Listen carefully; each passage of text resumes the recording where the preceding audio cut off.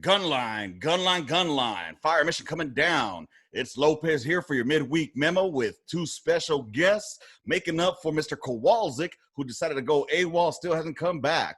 On the board with us here today, we got our returning guest, Mr. Frank Filice, the man with the master plan, who kept on going on with his jam during the midweek memo last week. And then we also got Mr. Patrick Juarez. I call him Patrick J because there was a Turk back in Baghdad that used to call him Patrick J all the time. I think she had a crush on him. Maybe they had a thing going on. Who knows? I don't know. But anyways, gentlemen, welcome to the midweek memo here, where we like to keep it light because motherfuckers don't want to come over here to listen to some heavy shit.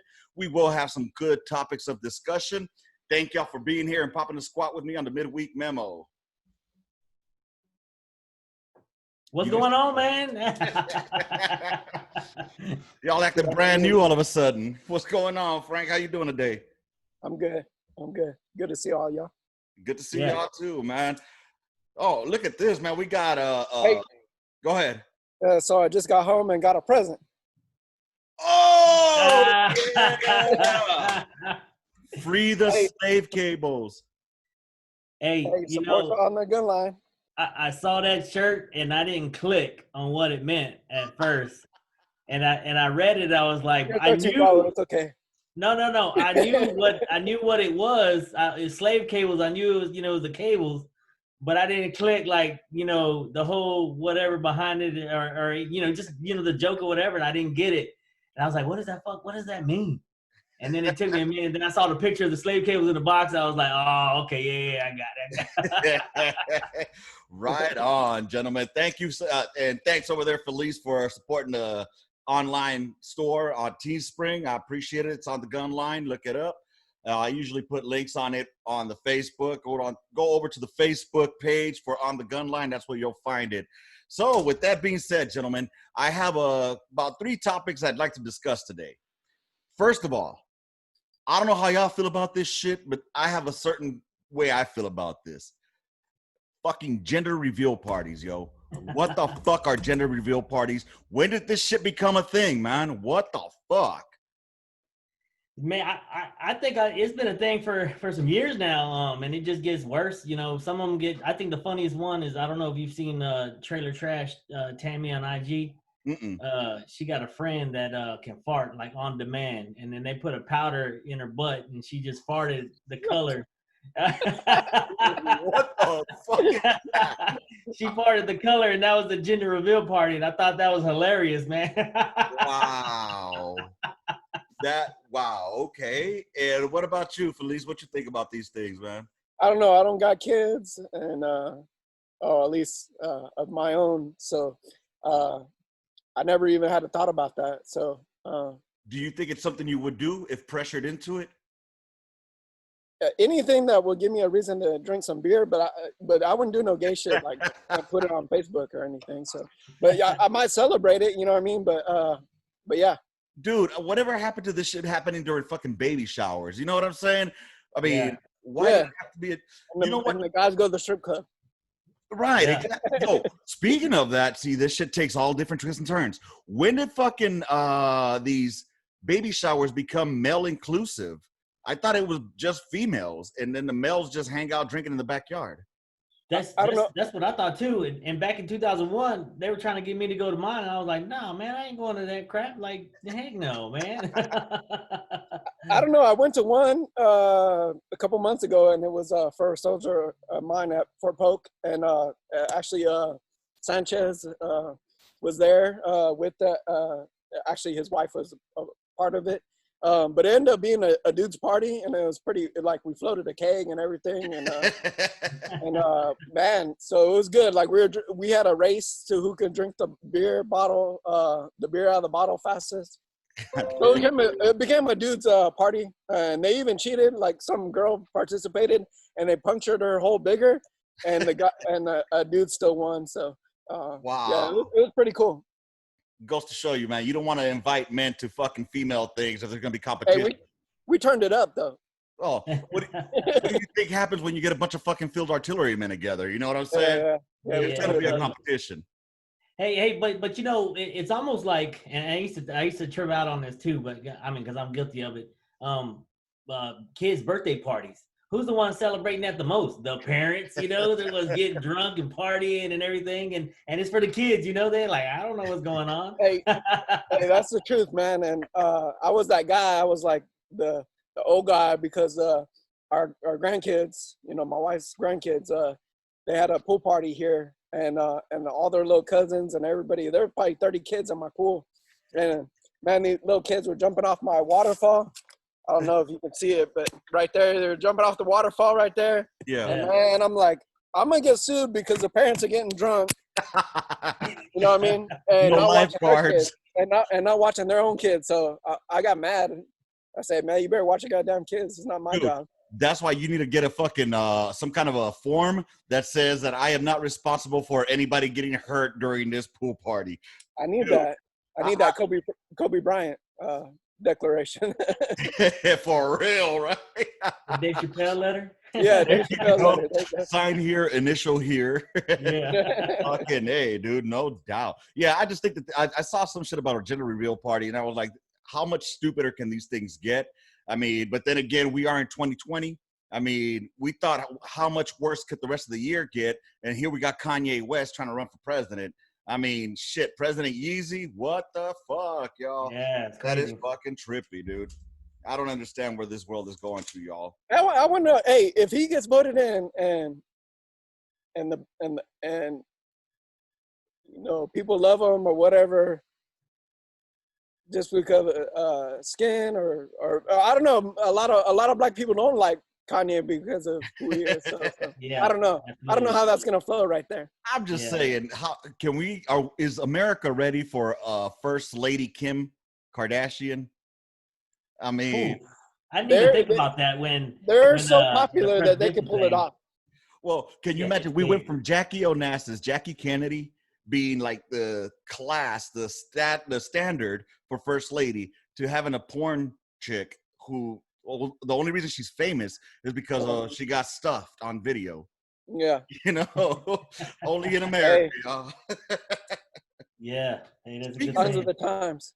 Dude, Yep. I mean, but I guess that leads into another conversation I wanted to speak of. Now that we're talking about trailer trash whores, what is it with our soldiers? You know, what is it about them that they go out and, let's say, they find themselves a stripper and want to marry her within 3 months? What did y'all see? I know there was an epidemic of that going on when I was a soldier. This But is what I noticed. Most of these guys come out of high school probably still virgins to most of them, and you know, they fall in love with the first thing that pays attention to them, and them girls know how to work it. So Yeah, they do. I think it's more the soldiers being young and dumb and Full of cum. virgins still. What do you think, Yeah. Sarjay? I don't even think it's just strippers though, because you know, when I was at Fort Hood, and you know, females were coming into the same MOS, the combat MOSs. Some of these guys were getting married, guys and gals were getting married. You know how, like you said, getting married to strippers. Well, they're getting married to each other right away. To get out of the barracks. Yeah, to go to get out of the barracks, get that money. But then when they report to big installations such as Fort Hood, Bragg, or whatever, one's going to one brigade, one's going to another brigade, and then their deployment or red cycles or whatever are different. They're never going to freaking see each other because they're always going to be on different times, different schedules. So it's something similar to that. And it's they're scared. They got They some probably new didn't love each strings. other in the first place. Right. Yeah. Well, so it's a good. and then old girl was pregnant with another dude. So See what I'm saying? You see what I'm she was saying? messing with it in AIT. Yeah. Wow. So you know what? It's a great thing that you just brought that up, because that's going to be another one of the topics that we discussed today. There's going to be pregnancies. But before we get there, I would like to discuss about marriages. So I had posed the question, would it be, well, what are the thoughts on single soldiers when they first get into the Army? If they're single, that they need to wait at least 1 year at their duty station after AIT before they get married, because of the stressors that come along with marriage, or with being in the military, and then tack on top of that a family or a marriage. What are y'all thoughts on that, if you can share? Patrick, go ahead, because this And definitely, yeah, that's your situation. No, well, I think that's what the reason why we're in where we're in. Just because of the fact that situation, you're already not discriminating, but you're segregating that single person versus the married person. And the same as, because they live in the barracks and we live on post or off post, we go do inspections at the guys at the barracks rooms, and they're like, well, I don't come to your house to do inspections and that. Well, come on, and the leaders are supposed to go check people that are married, so it shouldn't be any different. Or when you got a detail, where do you go? Straight to the barracks. So it's almost the same thing. This is where we are, where we're at now, is everybody has rights, everybody has feelings, everybody has a decision to make, or you can't do this because of that, you can't do this because of that, and that's where we're leading. But to be honest, getting married right off the bat, coming in is hard. Mm-hmm. Coming in married is hard, especially if you don't have a mentor or a good NCO to take you under the wing and show you the right way. When I came in, I was in debt like a mug, like, hey, don't go here and buy a car. Too late. Don't go do this, buy, this. Too late. Where were you at a month ago before I did that? You know what I mean? Like, right. So it's still difficult even if you're married. That's good. What do you think, Frank? I gotta agree with the political answer that Patrick gave. You came in married, right, and already had a kid or two, or I don't know how many you have, but how do you, what if a man who eventually became Sergeant First Class Juarez, from coming in, with a similar situation, if you can't be married for the first year, I think you lose out on potentially a good soldier or a good leader. And, they're developed because nobody starts off right. So as the man, you know what I mean? And they gotta take all their leadership and all the good ones and bad ones and make themselves. And I think if you make those restrictions, it's a little tough. All right. So it'll be tough to make mission on the quality of or on getting soldiers and getting enlistments. Hey, I had a soldier, and he had, he was 18, already had 3 kids, and I told him, hey, you're a lifer, bro. You got, you got nowhere to go but stay in the Army, and he's done good. He's he's a first sergeant now, and wow. And you know what I mean? But he wanted to take care of his family. So right. So how do we keep those guys? Okay. And instead of trying to prevent it from the bad people, because you're gonna get the bad people that are gonna take advantage of the system, and no matter what, they're gonna find the loophole and work around it. So fair enough. Barracks lawyers will come in there. So yeah. I was speaking with someone that I know, and they were explaining to me the same thing, the same political answers y'all were giving me right now, and so we came to like an agreement of a consensus that we think that a good thing would be kind of like don't give full benefits of BAH until after that 1-year process. And then afterwards, if the marriage is able to succeed and be a fruitful marriage per se, or just a regular marriage versus one that's going to end in divorce, then they could get, after that 1 year, they can get their full benefits of BAH. Kind of like when you get vested in a 401k, and because a lot of people, they'll go ahead and get married just for the benefits, like we were discussing. So if married soldiers come in married, that's good to go. They're good to go. Fine. But those that are single should meet milestones in order to get the complete benefits or entitlements of a married couple. For example, again, be completely vested and to take like a foundational course in marriage, like a marriage enrichment course. You see what I'm saying? It's just something that I think, because a lot of people get married nowadays just in a rush to get that BAH or to get out of the barracks. So I think, go ahead. Let's be honest though. I mean, what kind of benefits are you really getting just because you're married? You're getting BAS. Okay, that's the same. You're getting costs more than benefits. Yeah, because you're getting the same amount of meal money that a single soldier's getting. That if he goes to the DFAC, that there's no plus or minus on that one. That's the same. Right. you're getting, and the way the policy was supposed to go in the beginning was you're supposed to live on post first. If there's no availability, then you move off post. That'd be great. Yeah, and that's the way it was supposed to be, or that's the way it was in the beginning. But then they started saying, well, okay, that's your entitlement, then it should be your choice. And then that's where a lot of people were like, well, I'm going to go bank. I'm going to go stay in a little cheap old house. Yeah. And my BAH is this much, I'm going to get this much back or whatever. But in reality, you're not even really getting it back because you got the bills you got to pay. And then you get you use that as credit for something else. And then, so you're really not even getting any entitlement. So to be honest, I don't think that it should be, if you're going to put a restriction like that on a single soldier, I think you should put a restriction on a married soldier too. They need to hit milestones as well.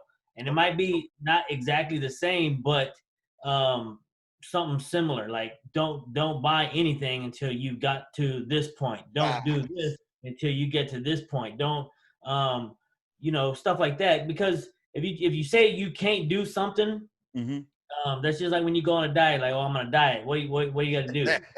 All on the mind is what you can't eat. So that's what you want to do, So when you tell people they can't do it, that's what they're going to want to do. And then that's where all the fuss and all that stuff. But I think there should be some milestones that they're for both sides. Right on. What do you think, Frank? The one thing that they can do is do what Germany does and only give what the contract of the house is, or whatever the rent or mortgage is, and only allow certain places to live. You can't, if you want to take the health and welfare of a soldier, don't allow him to live in the slum or anything like that. And they can make it more stringent. That's the only thing I think they could do in that situation. Wow, that's awesome. They can blacklist neighborhoods, civilian neighborhoods. Yeah. They can't blacklist them where you can't go live in that area, and you have to follow orders. Right. Because at that point you're running the risk of, if you get broken into, the Army's not going to cover you. They're not going to protect you or anything, because now you're living in a blacklisted area. That was your choice. You're on your own. Man, this is definitely a very in-depth conversation. Now, just a quick disclaimer for the listeners and the viewers on YouTube. This is just Gunline talk. It's not like we're trying to change policy or anything. This is just shit that we would discuss on the Gunline, hypothetically speaking. All right. Well, these types of conversations will come up when your peers or your battle buddies are going through issues like this. Exactly. And this is exactly what we do is, somebody's coming, hey, what happened? Oh, why did this happen? Well, then you start going through the 21 questions. And then when you get to the 21 questions and you find a solution, then you start talking shit. And you know what? To those people that decide to live on post, if you do decide to live on post, don't go AWOL and move on post. We had one genius, I don't know if you remember this, Jay, that was AWOL and then moved onto Fort Hood while he was AWOL. Do you remember who that was? No, I don't remember that one. Oh, that was mine and Kowalsk's favorite soldier to ever always talk about. Oh, okay. Freeman.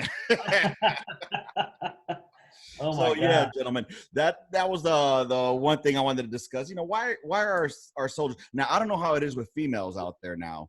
Was there an influx of females rushing out to go get married to male strippers once they start letting them on the gun line?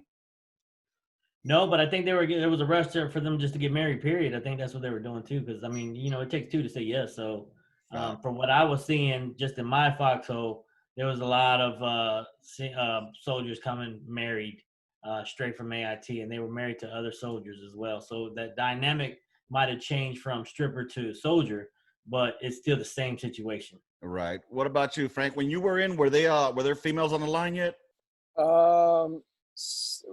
There was females starting with the survey.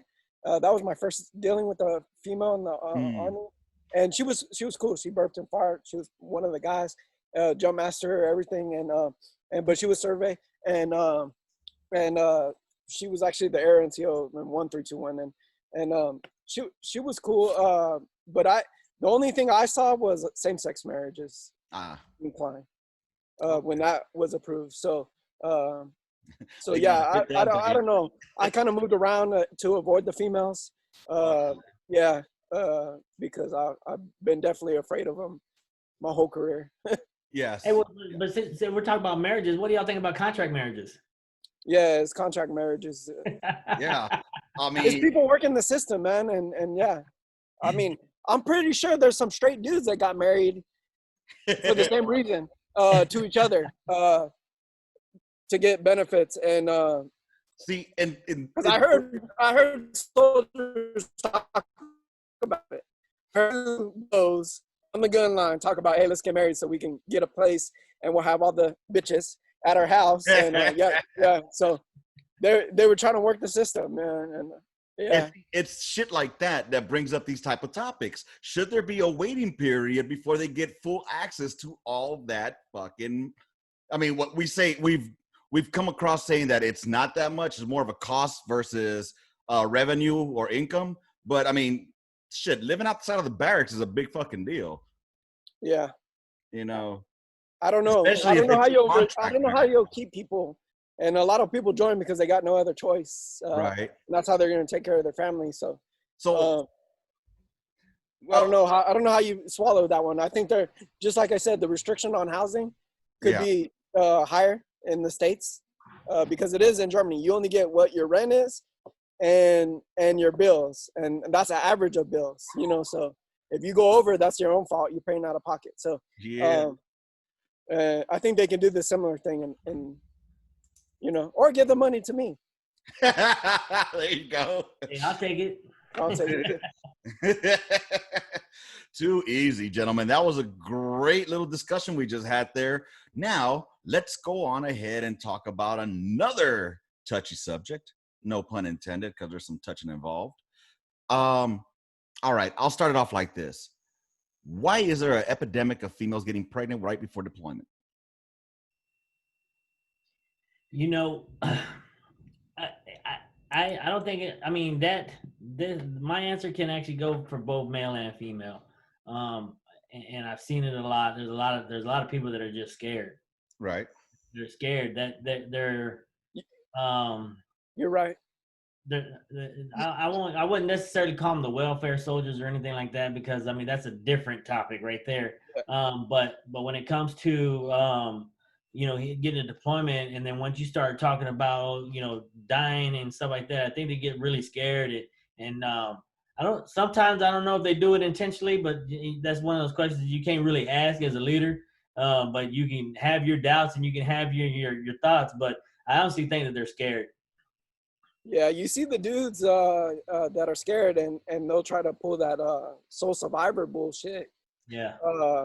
Right before deployment, and man, why did you join artillery? Why did you join combat arms? You knew you were gonna deploy. You knew, you know, the Coast Guard. You could have been, you know, you doing something else. Why did you join the Army?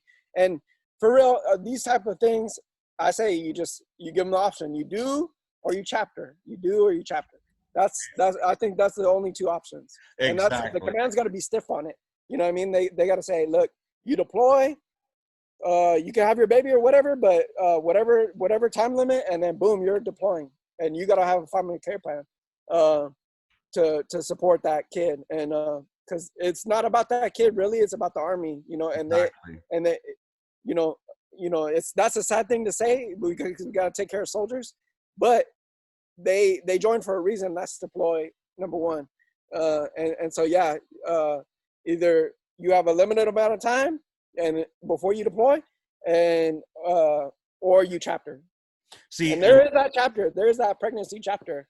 But like I saw it a lot when I first joined, and it was not really the deployments, but after it kind of just, I think GWAT just slowed it down because I don't think they could put people out because of numbers. So see, there is that pregnancy. Go ahead. I think they get that choice if they want to stay in or get out. Okay, yeah. So I think it should be treated as well as like if anything that affects readiness. If you are not able to deploy, then you are no good for the military. And because our job at the end of the day is to deploy and go kill people and or get killed doing it. So if you have something that's preventing you from being fully mission capable, then either, you know, get right or get out, you know. Now, Are we talking about just female soldiers that are married to like other soldiers, or are we talking about female soldiers that are married to like civilians as well? Because I mean, that's another topic too. That's another. I'm thinking females who get pregnant, period. Okay. And female soldiers that get pregnant. Because there was a situation where I had and I wasn't, serving with her the whole time, but I caught it at the end. Deployment came, got pregnant. Okay. Once I could see that. Second one, oh, now you're pregnant again. How convenient is that? Then the third time, but her husband was civilian. He wasn't in the military. That's a different dynamic right there, period, because and not saying that it is special or anything like that, but that we talk about dependents or anything like that, female dependents or whatever. Mm-hmm. But now you talk about a male dependent or dependent, whatever, however you want to say it. Right. That's a different mentality because they're not tracking anything what military wise or what they're doing, and they should be, but if you're a roommate and you get a job or whatever, then now you're working on your own and you're doing a different focus of the military. So you really don't associate your life with that military if you're that male dependent sometimes, and from what I've seen. So that was the case where I guess they didn't want their wife to go or whatever. So it was like, well, I'm gonna knock her up. So it's really not their choice. Wow. So what about, how about maybe, because I know it gets political or legal when you say, what if they get a contraceptive that they have to, during that year when they get slotted to go, they can't get pregnant, and if they do, then hasta la bye-byes. I know it's not legal to do, but again, they're not fully mission capable. Yeah. To be honest, I don't know if it's in a mail per message or not, but I know once you get in that cycle, there is stipulations on that mail per message of what you can and what you can't do. I don't know if pregnancy is one of them, but I know like retirement and stuff like that, because it's the same thing. A lot of people about to deploy and they don't want to go, so I'm gonna drop my retirement packet. Well, I've seen a lot of them get denied because it's like when you submitted your retirement packet, it was after this mail per message already came out and you already had these dates. So now, no, it's denied. Mm-hmm. Adjust your dates to reflect this mail per message, and then we'll approve it. What say you, Frank? I agree exactly what Juarez said. But if I'm gonna be gone for a year, 15 months, I'm gonna try to get it in as much as possible, and people might get pregnant. You know what I mean? Yeah. So game week. I have this feeling, but I have this other feeling in my head too. So on R&R, you're gonna try to make up for what you lost, and when you get back, you're gonna try to make up. And if you're back-to-back deployments, you only got a couple a time frame, so you might get pregnant at the 9-month mark, and you got 3 months to have that baby before you even deploy again. So that's a tough situation. Right. I don't know what the answer is. I don't even think there's a fix for the answer. Yeah, and see, then that could go back to it's just being scared, and I'm not saying scared is a bad way, but just scared period.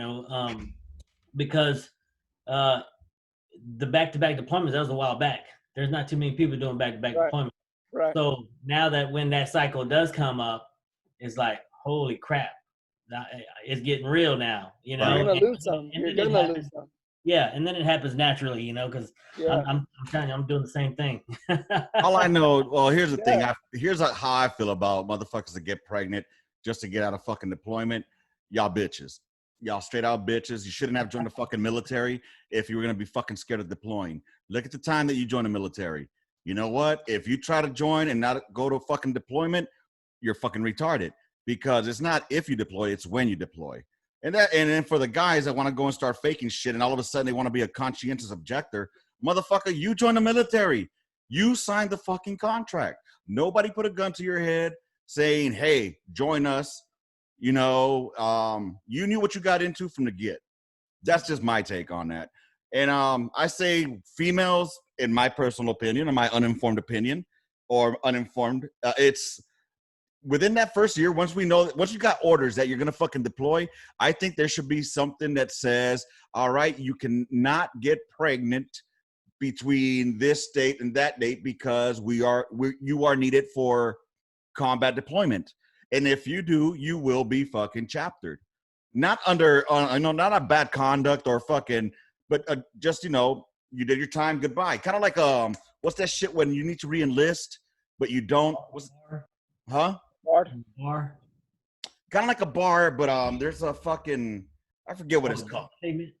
Huh? A deck statement. You got to sign a deck statement. You know what I'm saying? So, Hey, but I got about... I think you need to get a female's point of view? For sure. Yeah. For sure, you need a female's point of view. Yes, we do. Yeah. So right now, though, we are running low on time. We got 7 minutes left. And so we got to get in our fucking angry black moment, our angry black man moment. So give me 1 second. Let's cue this up. Man, that time went by fast. Yeah. Sure did.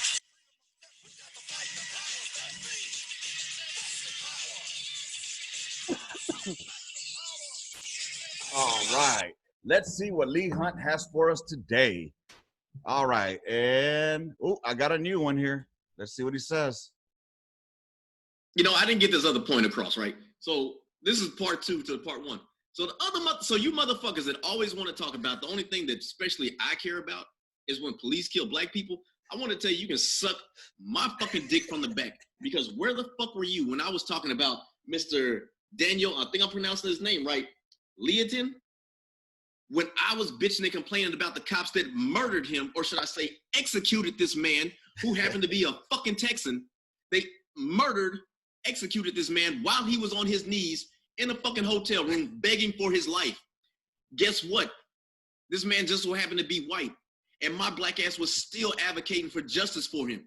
So once again, if you motherfuckers want to say that Lee Hunt only cares about when white cops kill black people, suck my dick from the back, because I realize it's bigger than Nino Brown.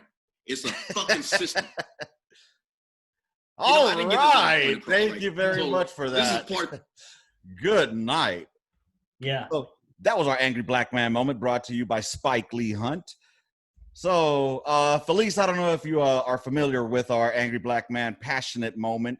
I guess he's discussing about a white dude that got killed by the cops. I think I saw that on a hotel. He got blasted or whatever, and he did make he did speak about it. So I guess people are just telling him that he only cares about black folks. This one, I don't think there's nothing to talk about on this one. If it's injustice, and like with any organization, there's going to be bad seeds. There's bad seeds in the army. There's good seeds. But yeah, these things where these killings need to stop. If we got a rougher ROE than they do, then it's a problem. Fact. I think you're damned if you're damned if you do, you're damned if you're not. Lee Hunt's gonna speak, like he said, from Lee Hunt's opinion. Absolutely, and he has that. Yeah, and no matter what he says, somebody's gonna take offense to it, whether it's right or whether it's wrong, and that's part of the problem. What we have going on in this country. I mean, a lot of people speak up on certain things, and then they don't speak up on other things. And people get mad about it. Right. Other people's opinion. Right. Why you got to get mad about somebody else's opinion? Exactly. Dude, that's their motherfucking opinion. Have you seen the new shit that people are crying about now? Shia LaBeouf, all right? I know that name, dude. I don't remember what he was in, but I know the name Shia LaBeouf. Transformer. Oh, he's a Transformer guy? Yeah. All right. So they're tripping on him because he's coming out he's playing like a Mexican dude in this new movie called The Tax Collector. I saw the preview, man. That shit looks fucking hot. Yeah, I'm ready to see it too. There's motherfuckers saying, "Oh, he's wearing brown face." Are you fucking kidding me, dude? He's an actor, first of all. Second of all, have people really took a look at what blackface was back in the day? It was a very fucked up way that white folks would use to comically make fun of black folks. That to me is blackface. What's his name? Robert Downey Jr. did in fucking Tropic Thunder. That was not blackface. That was a dude acting like a dude who's acting like another dude. You know what I'm saying? Hey, y'all, you know what? Y'all want to keep this conversation going? Okay. Sure. All right, too easy, because I got about 3 minutes before this expires. I think what we'll do is I'll cancel it, and I'll shoot out another invite. We could do another 10, 15 minutes, because I know Jay over there's got some homework to do and shit. You know. Yeah. Let's do it. So I got about 3 minutes left. So for these next 3 minutes, I want to discuss a giveaway that Sergeant Jay is doing. Sergeant Jay, take it away. Hey, so just to kind of help the podcast is out a little bit, mine and on the Gunline, we got a little giveaway that we're trying to do, and we're trying to work up with the details together. It's not something hard, but it's just something that just shows that you're supporting the podcast that we do. And I'll pay for the shipping and everything, and it's already done. So if you look at this, it's definitely great quality flag. It supports field artillery. It supports the flag. And the guy that made it is Bert Mooney the third from mdwoodcrafts.com. I've had him do a lot of work for like going away gifts and stuff like that. I got all kinds of different flags made from him. I go to his shop all the time. He's got all kinds of different woodwork. So he does a really good job. I sent some of that stuff to my dad and my mom for their Mother's Day and Father's Day. So it's good quality. It's yours. We just asking for your support. We'll figure out the details and we'll push it out. But yeah, that's the giveaway. So you want that flag? Pay attention to the details. Hell yeah, and that means that you might want to start looking at the YouTube. Nobody submit. I'll take the win. Oh man. And hey, if you guys are for you guys that are just listening to the audio version on the podcast on Anchor or on Overcast or whatever your breaker, whatever the fuck you're listening to it on, go to the YouTube. Go check out the YouTube. It's on the Gunline podcast. Go ahead and search that, and you'll find it here. And it's a badass fucking flag. It's a wooden flag. It says King of Battle on there. Dude, it is fucking top notch. It'll make a great gift for the artilleryman in your life, or, for yourself if you're an artilleryman. You know what I'm saying? It looks fucking awesome. And where did they get it from? What was the name of the woodworker? mdwoodcraft.com. MD as in Mike Delta Woodcraft.com. Yep. Go check that out. Make sure y'all check him out. Give him some business. He's done some great work for Sergeant Jay over here. You know what I'm saying? Hey, we're all about helping each other out. Support local, and it's great work. Look, and he's a vet too. Yeah. Fucking done, son. He's a vet. So check it, y'all. This shit's about to end right now, but by the power of editing, we're gonna go ahead and pick right back up. You guys won't even fucking notice it. In 3, 2, 1. At once. All right. We're recording again, and we got these two jokers looking like they're having a talk about some kind of a hanger. So have no idea what that's all about. Explain, y'all. No, we were playing basketball, and we was in a 40-man bay. So that was just the way we kind of showed who was boss that day or that week, whoever won. Between me, him, and another guy that we worked with. All right. So, where were we? What were we talking about? I don't even remember. I think we finished the last one. Oh, we were talking about Hunt. Yeah. We discussed our angry black man moment, and but prior to that, before we went there, we were discussing females that were pregnant and they were getting knocked the fuck up. Oh, that's right. Hey, y'all. This Vanessa Guillen thing, man, and I don't know why my head just went there right now, but that shit's fucking crazy, dude. This chick went missing, and apparently was there like a false report that was sent up or something like that? I don't know, but I remember when I was a new leader and I had somebody that was out of fucking ranks, my ass was on it to go find that motherfucker. Yeah. You know what I'm saying? So I don't understand where that failure is from, or where is that disconnect? What do you guys think? So I think part of it was, if you think about it, and it's not an excuse for anybody because of the situation, but that was during COVID. So I think a lot of it was telework or minimum manning. I'm not sure how they were doing over there at Fort Hood, but I know how we were doing over here. So it was everything was do everything through like how we're doing Zoom. Right. but I don't think that's an excuse, because I know my guys are always talking to their guys, and I'm talking to my chiefs or whatever, and it's always an open communication. As soon as I find out some information, I'm pushing it out. If I don't get a response with that one person, I'm figuring out what's going on. So you can always tell when there's something wrong with one of your guys, or gals, when your troops. Right. You can always tell when something's wrong. In this case, not something as brutal as this, but just that drug ring that I had in my platoon at Fort Hood. The process, man. The process is, you got to think. Soldiers are taking care of this. CID, they're soldiers. They're not civilians, and they're not operating on a timeline like 48 hours or something like that. They're operating on COB and stuff like that.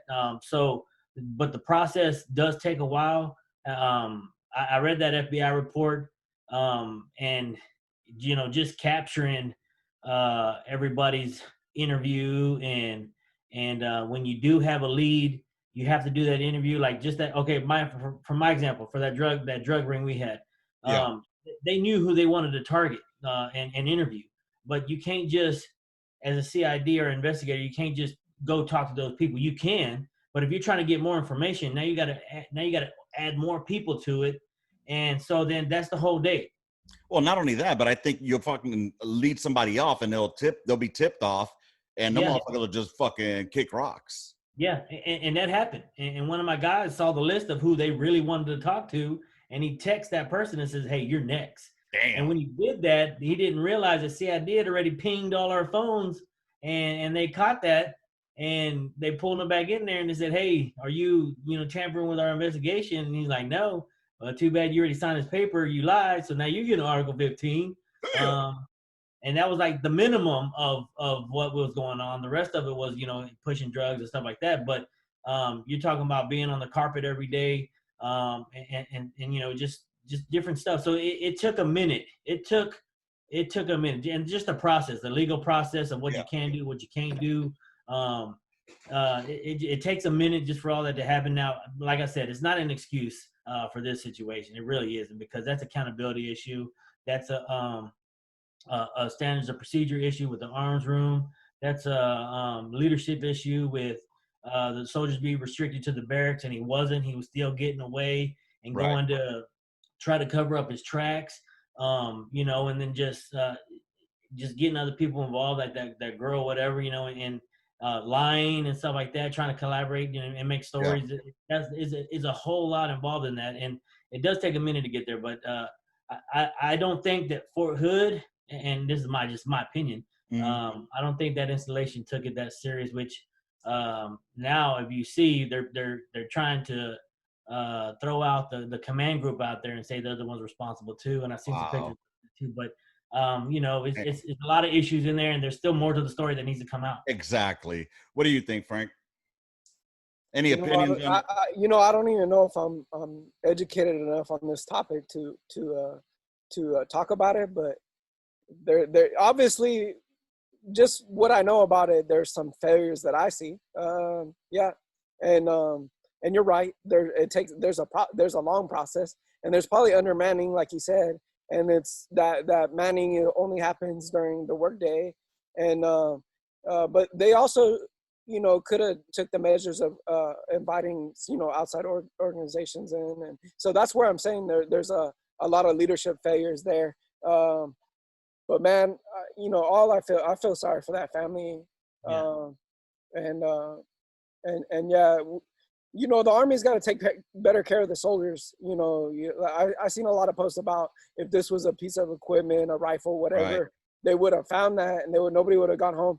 The person is worth more than the rifle. So, you got to treat it the same way, if not even more serious when you're dealing with the people. And yeah, COVID is an excuse, but that's an excuse because it got lax. I'm glad that you brought that up, because it was something that I was thinking in my mind. When people talk about if it was a rifle, if it was NVGs, they would have been found.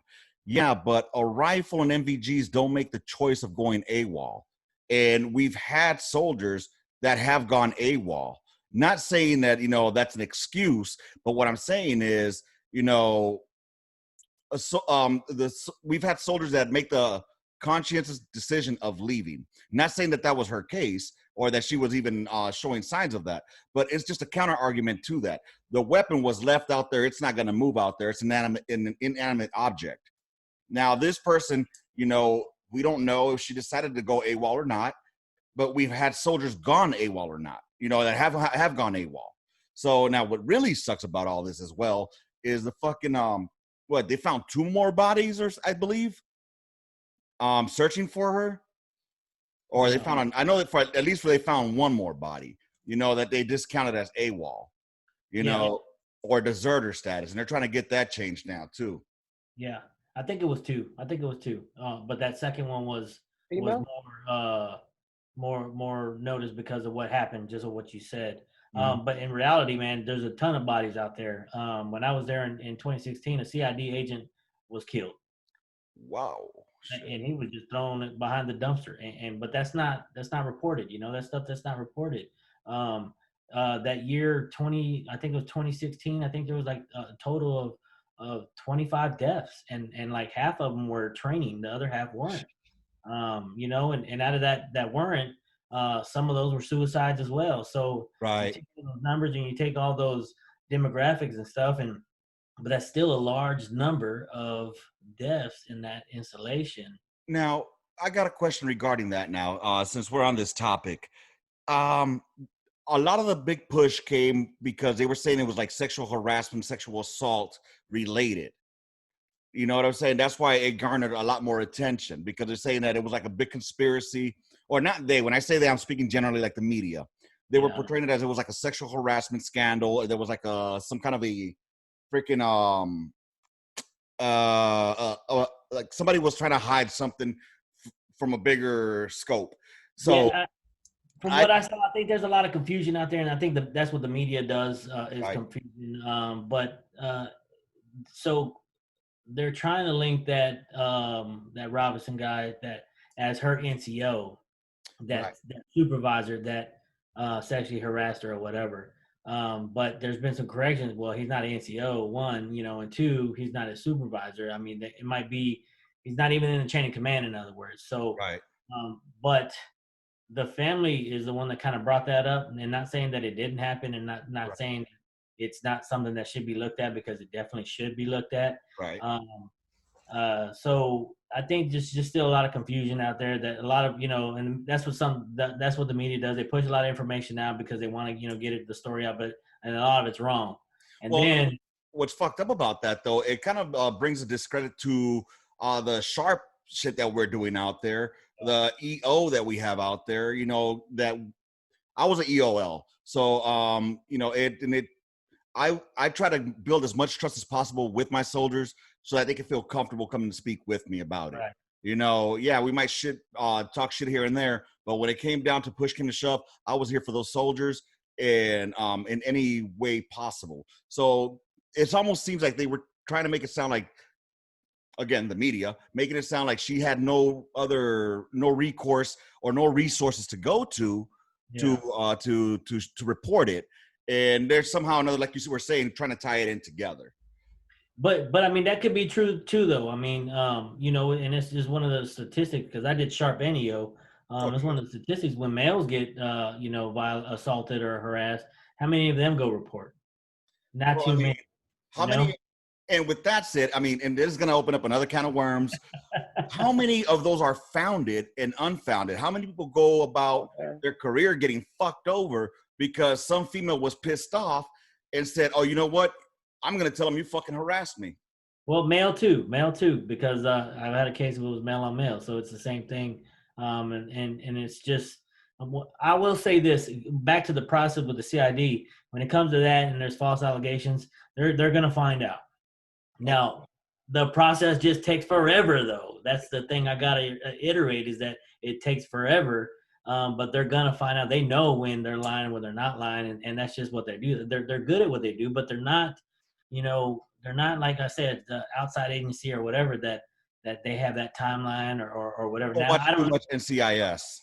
Right, exactly. So, it's gonna come out. But there's male on male, it's female on female, or male on female, whatever. All the combinations or whatever. Frank looks like he's itching. Frank looks like he's itching to say something. Yeah, go ahead, man. Yeah, I don't know if the story is ever gonna come out because the cat committed suicide. To me, I think that jealous fat white bitch, Carol Baskins. I don't know what her name is, but the one that the dude's girlfriend or whatever, crazy ugly, trick. I think she probably got jealous and did something. But this is just my educated guess. I don't think this is an uneducated guess. I don't think this story is really gonna come out because the media has all, like you said, he played it and there's all kinds of we don't know. I don't think we're gonna know. I don't think we'll ever know because the guy can't talk, right, and she can't talk, the victim, right. And so we're gonna hear everybody's side story, but never understand the true story and of what happens unless that girl admits to it. So here's my thing, switching topics, but it's kind of related with the sharp. In PLDC. It was my first dealing with the female, artillery. We didn't see females. We didn't see females at all. And the girl I sat next to, from Kenya, she was from Kenya, black girl. And, she was nice and everything. And then we got through PLDC. We talked the whole time, just bullshitting and just being partners and, on the same desk. And so what she said was, we got to the land nav portion of the course, and she said, hey, pass my land nav or I'm gonna tell the SGL you grab my ass. And so that was her word versus mine, and so in 30 minutes I did my land nav, and 30 minutes I did her land nav, and I went and took a nap. But that made me scared of females my whole career. I didn't date them. I stood away from them because of that situation. So yeah, and you're scared to make a report. Do I go tell the SGL? Right. Like Patrick said, do I go tell him and say that she threatened me to do this? Because she could have beat me to this situation. And then it's her word versus mine. So I end up just passing their line out. So it is what it is. It's a fucked up situation because that also affects the real victims. And discredits them. Yeah. You know what I'm saying? But at the same time, like you said, what if let's say Sergeant J here was the EO or the sharp rep, and you went to tell him, hey, this person is threatening to file a complaint against me, that's unfounded, that's not true. Now, you put your EO cap on here if you can. What would be the process that he would have to take? Shoot, man, I really can't tell you. I did a memory dump. No, it's fine. No, no. Yeah, you didn't want that life anymore. No, you try to handle everything at the lowest level. But even okay, and this is where it might not answer your question, but it's going to answer a question. Right. Even when you do try to handle that at the lowest level, and when the command knows about it, it's still up for the command to make that decision what they're going to do. So if they do got released, and that was the end of my career. Yeah, if they do something, they don't do something, then it's still, where's the answers? Where's the change? Where's the where's the trust or the loyalty? And then that's where it goes back to, well, I don't have nobody to trust, or this and that, or that person that they go to, if they don't handle it, if they don't do it the right way, it discredits the whole program. But like for Filice, for example, I don't mean to speak for you on this, but I mean if that situation where it happened to me, if I was in school and somebody said to do that shit, I'm gonna try to fucking clear myself of it and be like, fuck it, I'll just knock out a land nav. I'm pretty good at that shit anyway. That's and but for the rest of my time in the military, I will damn sure not be in any room by myself with a female at all. And now with the integration of females into the military or into the gun line per se, that's kind of like it's one of those things that really, myself personally, I was fearful of that, like, having females on the gun line, because I could just see the sharp complaints going up, the EO complaints going up, and granted, I didn't have any experience with it. I have followed certain females on, that artillery, and they're kick-ass fucking artillery women. You know what I mean? But yeah, that's what I'm about to say. Like, man, this feels like we're attacking women and shit. And no, we're not, because not. I Not at love all. women. You know Not what at I'm all. saying? I can't live Not at without them. Not at all. Just me, my experience back in 2003. Yeah. You know, when I went to PLDC, you know, scared me and it played a part in my decision to retire, because females were integrating, and I Right. didn't want to be in a leadership position where, you know, if I had to correct a soldier and they got mad and they you know, had a bad day and they wanted to get me in trouble for something, you know, that decision, I saw how quickly they could hurt a male. I was afraid of it. Right. So And- that played a decision last year in 2019 when I retired, you know. So right. But that's not to say that all females are like that. not at all. Yeah. I was just scared of them. I was Right. just scared of them. Right. I didn't put myself in those type of situations, you Yeah. know. Go ahead, Jay. You got something to say? I can hear you. And I think it just goes back to everything else. Home training, you know. Yeah. It's all home training, you know. How you raised and how you brought up, and then you Yeah. come into the community of the military where it's Yeah, all bad seeds everywhere, and Yeah. no matter skin, gender, and you Yeah. know. Yeah. I mean, because females are revered in the field of artillery. I mean, look at fucking Molly Pitcher. You know what I'm saying? That's Yeah. one hardcore female right there. You know, Yeah. St. Barb, a patron saint of the field artillery. You know, it's not.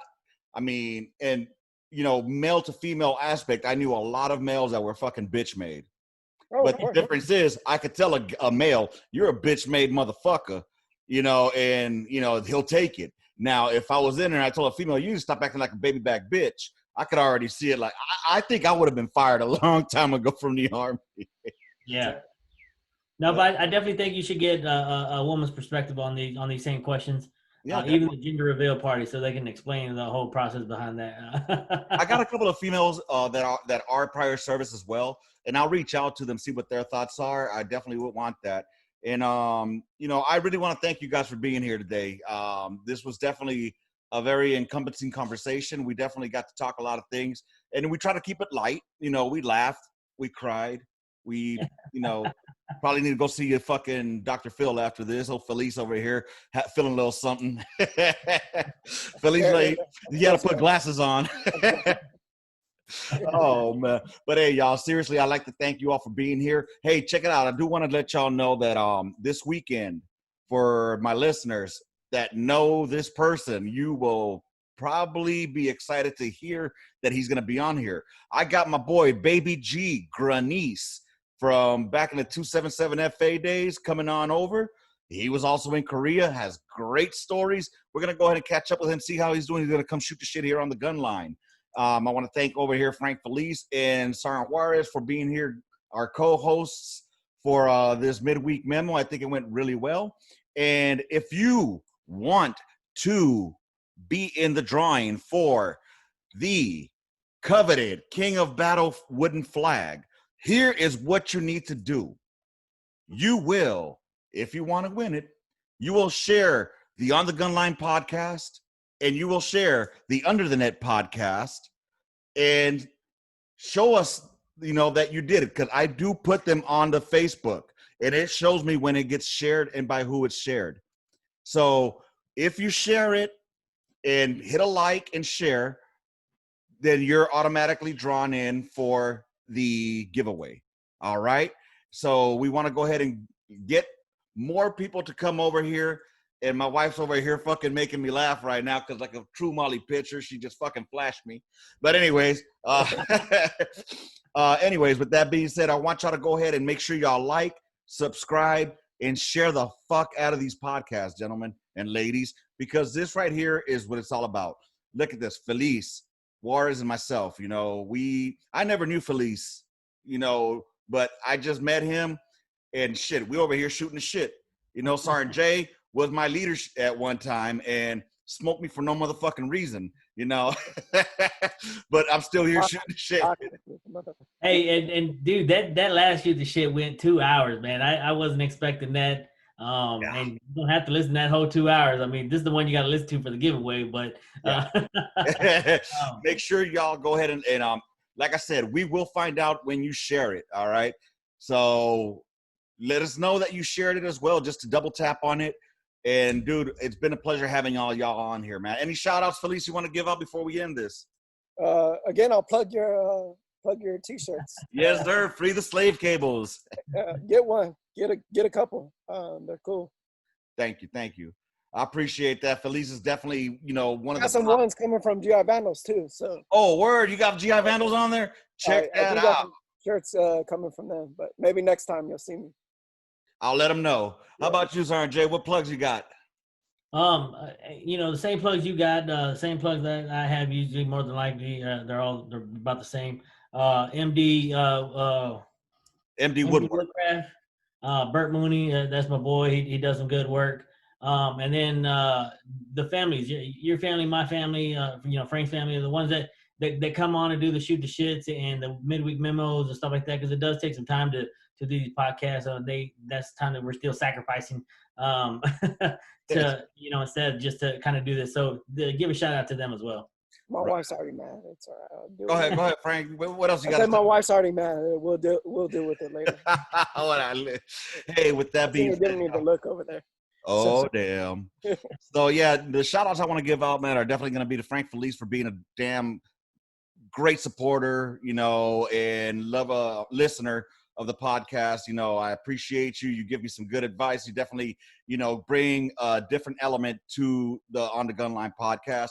Sergeant Jay, thank you for getting me started into this shit, which I had no idea was going to take us where the fuck we're at right now, but we coexist together.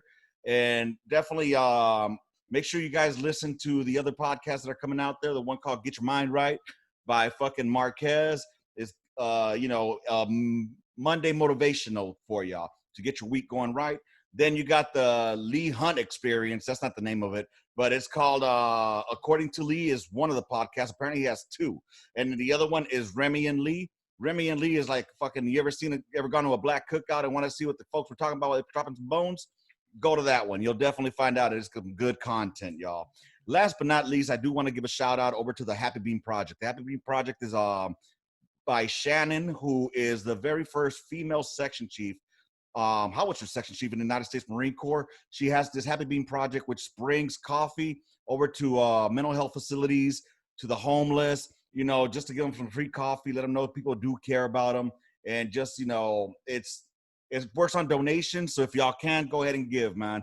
I appreciate y'all listening to the Midweek Memo, and I don't know which one of y'all is going to do it. I mean, shit, I think, Frank, since you're the Gunline FTC chief, what do you got to say? Ross complete and the mission, Gunline out.